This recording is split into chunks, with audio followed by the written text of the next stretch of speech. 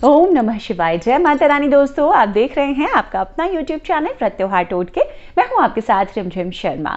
दोस्तों, आज इस वीडियो में मैं बताने वाली हूं कि साल 2020 की विदाई हमें किस तरीके से करनी चाहिए, क्योंकि जो चीजें हमारे जीवन में कुछ भी तरह की नकारात्मक ऊर्जा का संचार कर रही थी पीछे 2020 में, वो आने वाले नववर्ष में बिल्कुल ना हो। हमसे नकारात्मक ऊर्जा बहुत दूर रहे और सिर्फ सकारात्मकता और सकारात्मक ऊर्जा का संचार हमारे घर और हमारे जीवन में हो। बहुत महत्वपूर्ण है ये वीडियो। छोटी छोटी सी जानकारियां हैं, लेकिन हम जाने अनजाने में ऐसा करते आते हैं जो हमें नहीं करनी चाहिए। तो इस वीडियो में मैं आपको जानकारी देने जा रही हूं कि नववर्ष पर घर से वो क्या ऐसी चीजें हैं जो हमें तुरंत बाहर निकाल फेंकनी चाहिए, क्योंकि वो आपके जीवन में, आपके घर में नकारात्मक ऊर्जा का संचार करता है और बहुत तरह की परेशानियों को न्योता देता है। तो दोस्तों, वीडियो अंत तक जरूर देखें।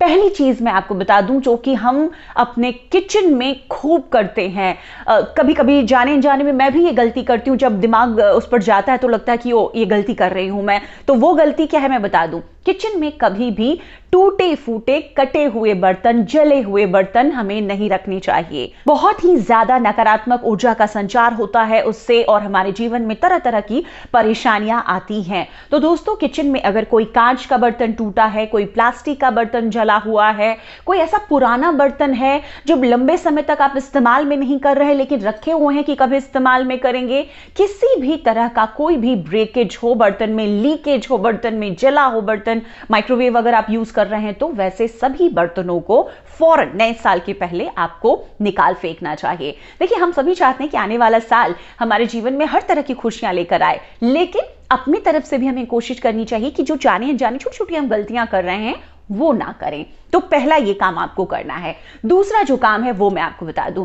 घर में जितनी भी घड़ियां हैं, हम एक समय पे बहुत सारी घड़ियों का इस्तेमाल कर रहे होते हैं और उसमें से कई घड़ी जो हम इस्तेमाल नहीं करते वो बंद पड़ी रहती है। किसी का बेल्ट खराब है, कोई अगर वॉल क्लॉक है उसमें किसी तरह की परेशानी है, पेंडुलम नहीं चल रहा है, कुछ उसमें हमने म्यूजिकल लगा रखा है वो नहीं चल रहा है, बैटरी उसकी चेंज करनी है, हमें फौरन चेंज कर देनी चाहिए। कभी भी किसी भी तरह की बंद घड़ियों का, घर में टूटी फूटी घड़ियों का घर में रहना अशुभता और नकारात्मकता का प्रवाह करता है, तो हमें ऐसा बिल्कुल नहीं करना चाहिए। आपके घर में भी ऐसी घड़ियां हैं जो टूटी हैं, बंद पड़ी हैं, आप इस्तेमाल में नहीं करते, रखी हुई हैं सालों से, आप उसे फौरन निकाल फेंकिए। तो दूसरी बहुत ही महत्वपूर्ण चीज थी जो ये आपके साथ मुझे शेयर करनी थी। दोस्तों, तीसरी चीज, देखिए, हम घर में क्या होता है कि अभी ऐसे ठंड का मौसम है तो बहुत सारे काम ऐसे होते हैं जो हम पेंडिंग छोड़ते चले जाते हैं, लेकिन हमें ऐसा नहीं करना चाहिए। मसलन अगर कोई काम हमें स्टोर रूम में, अगर बहुत ज्यादा कचरा है, कबाड़ है,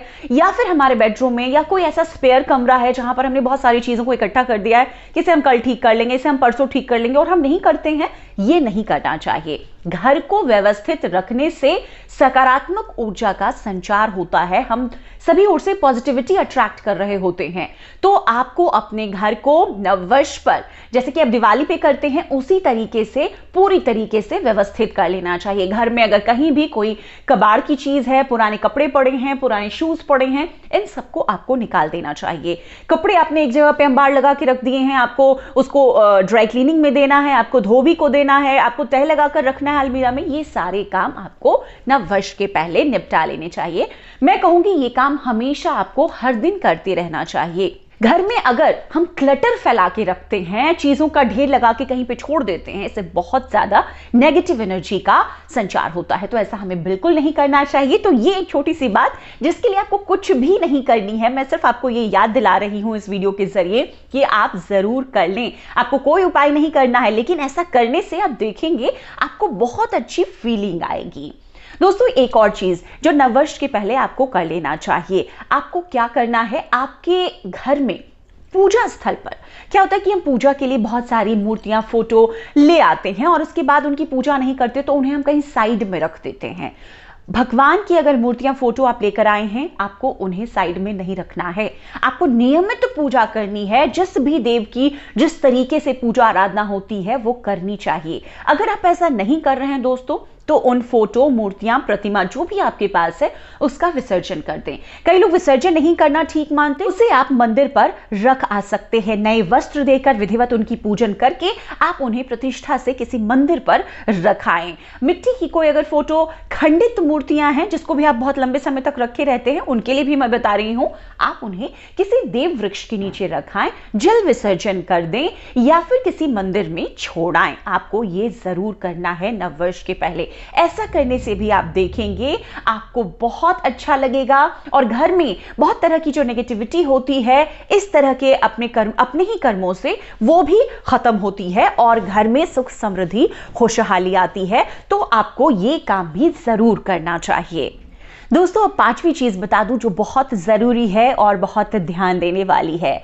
नव वर्ष पर आपको ये कार्य जरूर कर लेना चाहिए। जानकारी बहुत जरूरी है जो मैं आपके साथ शेयर करने जा रही हूं। आप वॉलेट रखते हैं, आप पर्स रखते हैं, महिला हैं तो आपको अपने पर्स में देखना है नववर्ष के पहले कि आपने उसमें क्या क्या रखा है। देखिए, हम माता लक्ष्मी की आराधना के लिए, उनके बुलाने के लिए, घर में उनके स्थायी वास के लिए बहुत तरह के उपाय करते। कई उपाय मैं भी आपके साथ हर रोज शेयर करती रहती हूं। उन उपायों को करने के बाद भी अगर आपको लगता है कि आपके पर्स में पैसे टिकते नहीं हैं, तो इसका कारण मैं आपको भी बताने जा रही हूं। कारण यह है कि आपने अपने पर्स को एक ऐसी जगह बना ली है जहां पर आप सारी चीजें उसमें डालते जाते हैं या जाती हैं, लेकिन आपको यह नहीं करना है। आप जहां पर भी अपने पर्स में पैसे रखते हैं उस जगह को बहुत ही साफ सुथरा और शुद्ध रखना चाहिए। उस जगह में किसी भी तरह की बाहरी कोई चीज, जैसे कि सबसे जरूरी चीज है कि कोई भी रिसिप्ट हमें मिलती है जिसकी हमें बाद में जिससे कुछ लेना होता है या फिर हमने भुगतान किया है उसकी रिसिप्ट है, वो हम पैसों के साथ रख देते हैं। ऐसा बिल्कुल नहीं करना चाहिए। रिसिप्ट की आप एक अलग जगह बनाइए जहां पर आप रख सकते हैं। अपने पर्स के ही एक खाने में रखिए, आप उसे घर पर लाकर अपनी अलमारी में रख दीजिए सुरक्षित, अगर बाद में उसकी जरूरत है, आपको देखना है कुछ तो। लेकिन कभी भी जिस पर्स में आप पैसे जिस जगह पे रख रहे हो वहां नहीं रखना चाहिए। उसमें कभी भी अपने पर्स में महिलाओं के लिए खास तौर पर, जैसे आप जा रहे हो रास्ते में, बच्चे हैं छोटे, तो क्या होता है कि हम खाने पीने की चीजें भी अपने मनी बैग में रख लेते हैं अगर हम कैरी करने वाला बैग ले रहे हैं। ऐसा नहीं करना चाहिए। उससे क्या होता है, वो जूठा हो जाता है। माँ लक्ष्मी, एक आप पूजा के स्थल पे माँ लक्ष्मी को जहां पर आप आह्वान कर बुलाती हैं, आप वहां पर इतनी सफाई रखती हैं। पर्स भी आपकी माँ लक्ष्मी का पहला बसेरा है। आप वहीं पर माता लक्ष्मी को रखती हैं तो उसमें भी आपको उसी सफाई का ध्यान देना है, बहुत जरूरी है। पुरुषों के लिए, पुरुष जो अपने वॉलेट रखते हैं, कई बार क्या होता है कि बाहरी चीजें तो हम हमेशा चेंज करते रहते हैं, लेकिन वॉलेट कई दफे पुराने हो जाते हैं, उसमें क्रैक्स आ जाता है।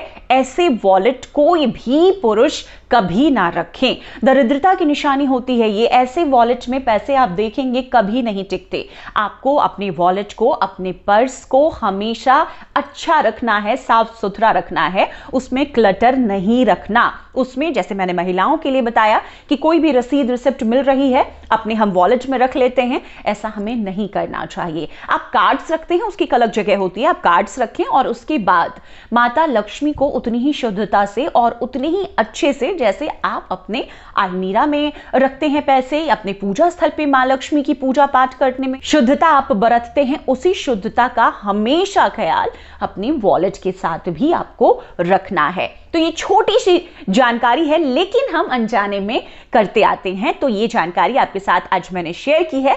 जरूर अपने वॉलेट, अपने पर्स पर नजर आप दौड़ाइए और देखिए अगर इस तरह की कोई भी चीज है तो उसे ठीक कर लीजिए। तो दोस्तों, नववर्ष के पहले 5 जो ये छोटे छोटे काम मैंने आपको बताए हैं, बहुत जल्दी से कर ले। इसके बाद आप देखेंगे आपका आने वाला साल कितना खुशहाली और तरक्की और उन्नति लेकर आता है आपके जीवन में, आप खुद महसूस करेंगे। वीडियो अगर पसंद आए तो जरूर लाइक कीजिएगा। इसी तरह की जानकारियों के लिए अगर चैनल पर नए आए हैं तो चैनल को सब्सक्राइब भी जरूर कर लीजिए, आगे शेयर जरूर कीजिए। अंत तक देखने के लिए आप सभी का बहुत बहुत शुक्रिया। जय माता रानी।